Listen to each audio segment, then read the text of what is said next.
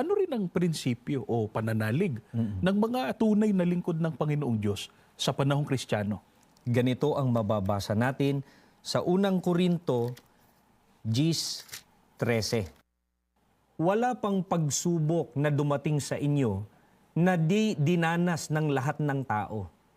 Tapat ang Diyos at hindi niya ipahihintulot na kayo'y subukin ng higit sa inyong makakaya.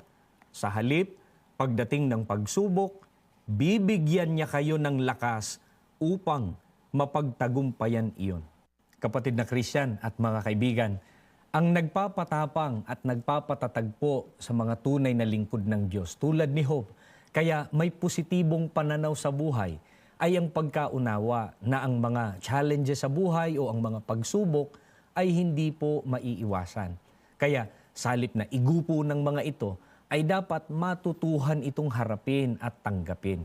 Dahil sa pagharap sa mga ito, hindi po pababayaan ng Diyos ang kanyang mga tapat na lingkod o ang mga matuwid na lingkod ng Diyos. Bibigyan niya sila ng lakas upang mapagtagumpayan ang iba't ibang mabibigat at mahihirap na mga pagsubok sa buhay.